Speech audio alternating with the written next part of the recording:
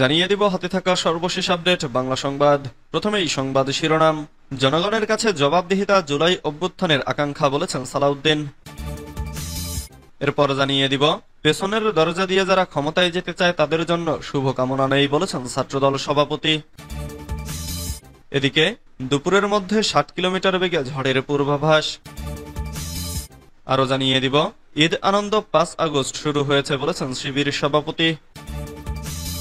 সর্বশেষ জানিয়ে দিব ঈদ মিছিল নিয়ে হেফাজতে ইসলামের বিবৃতি। এতক্ষণ শুনছিলেন সংবাদ শিরোনাম, এবারে বিস্তারিত।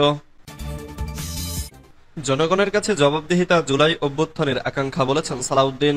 বিএনপির স্থায়ী কমিটির সদস্য ও সাবেক যোগাযোগ প্রতিমন্ত্রী সালাউদ্দিন আহমেদ বলেছেন, বাংলাদেশে যত বড় কর্তাই হোক বা প্রতিষ্ঠান হোক, তাদেরকে জনগণের কাছে জবাবদিহিতা করতেই হবে। এটাই ছিল জুলাই গণঅভ্যুত্থানের আকাঙ্ক্ষা। মঙ্গলবার ১ এপ্রিল বিকেল ৪টায় কক্সবাজারের পেকুয়া মডেল সরকারি জিএমসি ইনস্টিটিউশনের ঈদ পুনর্মিলনী অনুষ্ঠানে প্রধান অতিথির বক্তব্যে তিনি এসব কথা বলেন। এ সময় তিনি বলেন, এতদিন যারা ৭১-এর চেতনা বিক্রি করে খেয়েছে, এই চেতনা সেই চেতনা নয়।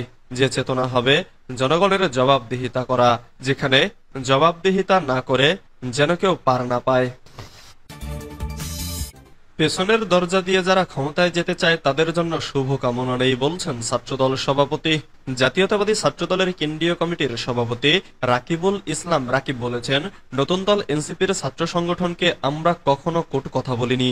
তাদের যাত্রায় আমরা আনুষ্ঠানিকভাবে শুভকামনা জানিয়েছি। সব ছাত্র সংগঠনের প্রতি আমাদের শুভকামনা অব্যাহত থাকবে, কিন্তু যারা গুপ্ত রাজনীতি করে ষড়যন্ত্রের মাধ্যমে পেছনের দরজা দিয়ে ক্ষমতায় যেতে চায় তাদের জন্য আমাদের শুভকামনা নেই। যারা বাংলাদেশের স্বাধীনতা সার্বভৌমত্বকে ধারণ করে, গণতন্ত্রকে ধারণ করে, তাদের জন্য আমাদের সবসময় শুভকামনা থাকবে।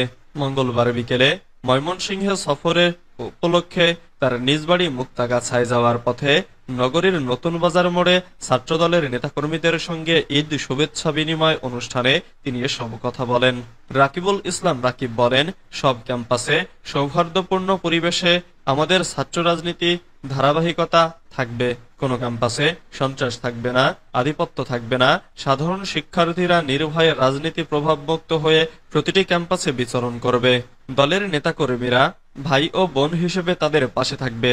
এর আগে রাকিবুল ইসলাম রাকিবকে নগরীর মাসকান্দা থেকে মোটরসাইকেল শোভাযাত্রায় নেতাকর্মীরা বরণ করে নেয়। পরে ময়মনসিংহ পৌঁছালে তাকে ফুল দিয়ে সংবর্ধনা জানায় ছাত্রদলের নেতাকর্মীরা।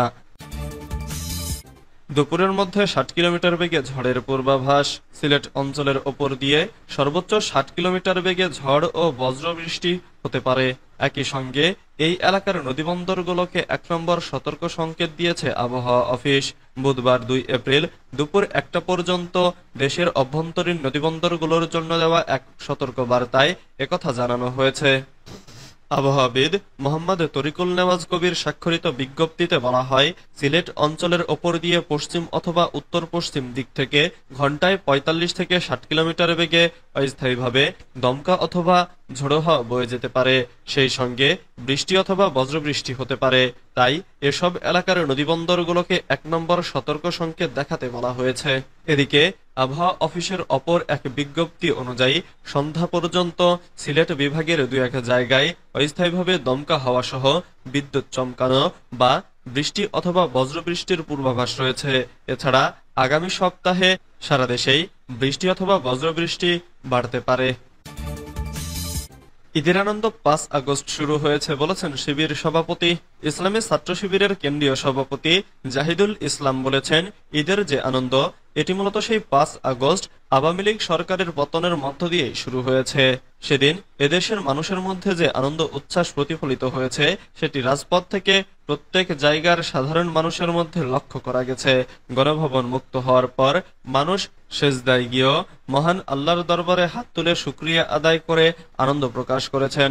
তিনি বলেন, বিগত সময়গুলোর তুলনায় এবারের ঈদ কিছুটা ব্যতিক্রম। আজকে যে জায়গায় আমরা এসে দাঁড়িয়েছি, যে পরিবেশে ঈদ উদযাপন করেছি, এটি হঠাৎ করে হয়নি। এসবের পেছনে অনেক রক্ত, ঘাম ও শ্রম রয়েছে। অনেক জীবন আল্লাহ তাআলার কাছে চলে যাওয়ার ইতিহাস রয়েছে। জাহিদুল ইসলাম বলেন, ফ্যাসিবাদী আমলে অনেকে শুধু ঈদ উদযাপন করতে পারেনি এমন নয়, বরং বাবা ইন্তেকাল করেছে কিন্তু সন্তান জানাজায় উপস্থিত হতে পারবে কিনা এমন শঙ্কা দেখা দিত। অনেক ভাই জানাজায় উপস্থিত হতে পারেনি। অন্যায়ের কাছে মাথা নত করা যাবে না মন্তব্য করে নেতাকর্মীদের উদ্দেশ্যে শিবির সভাপতি বলেন, জুলাইয়ের গণঅভ্যুত্থানের অন্যতম স্পিরিট ছিল অন্যায়ের বিরুদ্ধে ন্যায়ের পক্ষে লড়াই, আর এটি এসেছে ইসলাম থেকে। এজন্য জুলাই স্পিরিট ধারণ করে আল্লাহর দেয়া বিধান আল কুরআন, সুন্নাহ ও রাসূল সাল্লাল্লাহু আলাইহি ওয়াসাল্লামের জীবনী থেকে শিক্ষা নিয়ে আমাদের প্রতিটি কাজ করতে হবে, কেননা অন্যায়ের কাছে মাথা নত করা যাবে না। ইসলামী ছাত্র শিবিরকে সারা পৃথিবীর জন্য রহমত হয়ে উঠতে হবে। ঈদ মিছিল নিয়ে হেফাজত ইসলামের বিবৃতি। সংস্কৃতি মন্ত্রণালয়ের উদ্যোগে আয়োজিত ঈদ মিছিলে মূর্তিবাদী সংস্কৃতি ঢোকানোর তীব্র নিন্দা জানিয়েছেন হেফাজতে ইসলাম বাংলাদেশের আমির আল্লামা মুহিবুল্লাহ বাবুনগরী ও মহাসচিব আল্লামা সাজিদুর রহমান। বিবৃতিতে তারা বলেন, সুলতানি ও মুঘল আমলের কয়েকশো বছরের পুরনো ঐতিহ্য ঈদ মিছিল ফিরিয়ে আনার মধ্য দিয়ে বাংলাদেশের মুসলমানদের সাংস্কৃতিক পুনর্জাগরণের যাত্রা শুরু হয়েছে বলে আমরা মনে করি।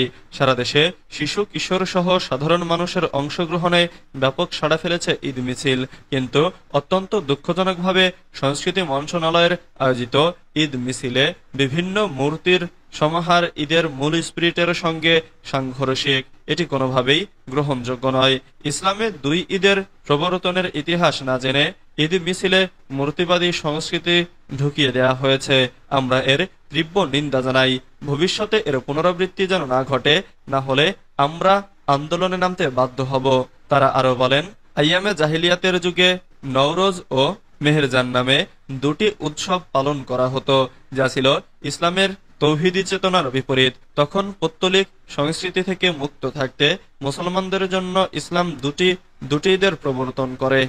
অথচ সংস্কৃতি মন্ত্রণালয়ের আয়োজিত ঈদ মিছিলে মঙ্গল শোভাযাত্রার মতো মূর্তিবাদী সংস্কৃতির অড়ম্বর দেখা গেল।